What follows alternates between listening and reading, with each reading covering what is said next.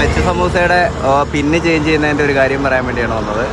അപ്പോൾ നമ്മൾ നേരത്തെ ഞാൻ വീഡിയോ ഇട്ടിട്ടുണ്ടായിരുന്നു നമ്മുടെ ക്ലച്ച് സമൂസ ഓൾട്ടർ ചെയ്യുന്നത്, അതിനെ സ്ട്രെങ്ത് ചെയ്യുന്നത് എങ്ങനെയാണെന്നുള്ള ഞാൻ വീഡിയോ ഇട്ടിട്ടുണ്ടായിരുന്നത്.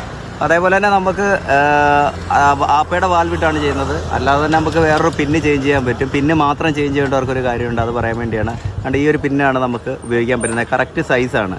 അപ്പോൾ സാധാരണ നമ്മുടെ സമൂസയുടെ തേഞ്ഞ പിന്നിതാണ്. നമ്മുടെ സമൂസയിൽ കിടക്കുന്ന അതിൻ്റെ ക്യാമുകൾക്കെല്ലാം കിടക്കുന്ന പിന്നിതാണ്. ഈ പിന്നിൻ്റെ അവസ്ഥ ഉണ്ടോ? എല്ലാവരും പിന്നെ ഈ ഒരു അവസ്ഥയിലായിരിക്കും. നിങ്ങൾ ഊരി നോക്കിയാൽ മതി. ഇത് മൊത്തം ഈ ഒരു സൈഡ് മൊത്തം തേഞ്ഞ് ഇത് ബെൻഡുണ്ട്. രണ്ടാമത്തെ പിന്നാണ്. ഇതിൻ്റെ തേയ്മാനം നോക്ക്, ഇത്രയും തേയ്മാനമുണ്ട്. ഈ ഒരു പിന്ന് മാത്രം ഈ അളവിൽ ചേഞ്ച് ചെയ്യാനാണെങ്കിൽ പലരും എന്തെങ്കിലും റാഡോ എന്തെങ്കിലും ആയിരിക്കും കട്ട് ചെയ്തിടുന്നത്. നമുക്ക് ഇച്ചിരി സ്ട്രോങ് ആയിട്ടുള്ള ഒരു റാഡുണ്ട്, അത് പറയാൻ വേണ്ടിയാണ് വന്നത്. ഈ കാണുന്നതാണ് ആ റാഡ്. ഇത് നമ്മുടെ ആപ്പയുടെ പമ്പിൻ്റെ പിന്നാണ്. ആപ്പയുടെ പമ്പിൻ്റെ പിന്ന്. നമ്മൾ മറ്റേത് ചെയ്തിരിക്കുന്ന ആപ്പയുടെ വാൽവ്. ഇത് നല്ല സ്ട്രോങ് ആണ്. അപ്പോൾ ഇത് നമ്മൾ കട്ട് ചെയ്തിട്ടാൽ മതി. ഇത് ഓവർ സൈസ് ആക്കണം നമ്മൾ. അതിന് 7ൻ്റെ ഡ്രില്ലിംഗ് ബിറ്റ് അടിക്കണം. ആ ഡ്രില്ലിംഗ് ബിറ്റ് അടിച്ചിട്ട് മാത്രമേ നമുക്കിത് കയറ്റാൻ പറ്റത്തുള്ളൂ. ഇത് കിട്ടാത്തവർക്ക് ആ ഡ്രില്ലിംഗ് ബിറ്റ്, പൈസ ഉള്ളവരാണെങ്കിൽ ഒരു ഡ്രില്ലിംഗ് ബിറ്റ് മേടിച്ചിട്ട് ആ ഹോൾ അടിച്ചിട്ട് ആ ഡ്രില്ലിംഗ് ബിറ്റിൻ്റെ ബാക്ക് സൈഡ് ഉണ്ടല്ലോ, ബാക്ക് സൈഡ് കട്ട് ചെയ്തിട്ടാലും മതി. അപ്പോൾ പിന്ന് മാത്രം ചേഞ്ച് ചെയ്യുന്നവർക്ക് ഈ ഒരു പിന്ന് ഇട്ടാൽ മതി. ഈ പിന്ന് നമുക്ക് വരുന്നത് ആപ്പയുടെ പമ്പിൻ്റെ പിന്നാണ്.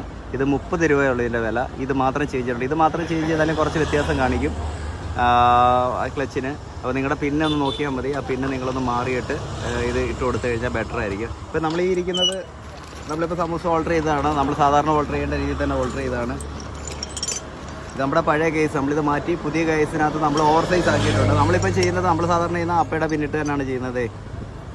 നമ്മൾ സാധാരണ ചെയ്യുന്നത് ഇത്രയും സ്ട്രോങ് ആയിട്ട് നമ്മൾ ചെയ്യുന്നത് ആപ്പയുടെ പിന്നിട്ടാണ് നമ്മൾ ചെയ്യുന്നത്. ഇതിങ്ങനെ ചെയ്യുന്നതിനൊരു കാരണം ഈ ഒരു സാധനം എല്ലാം ഓവലായി പോകുമ്പോഴത്തേക്ക് നമ്മൾ ഓവർ സൈസ് അടിച്ചാൽ മാത്രമേ ശരിയാകത്തുള്ളൂ. അതുകൊണ്ടാണ് നമ്മൾ ഇത് ചെയ്തിരിക്കുന്നത്.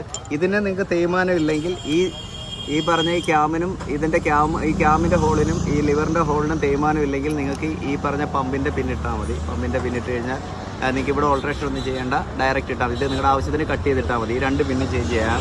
ഇത് നല്ല സ്ട്രോങ് പിന്നാണ്, പെട്ടെന്ന് തേഞ്ഞൊന്നും പോകുന്നതല്ല.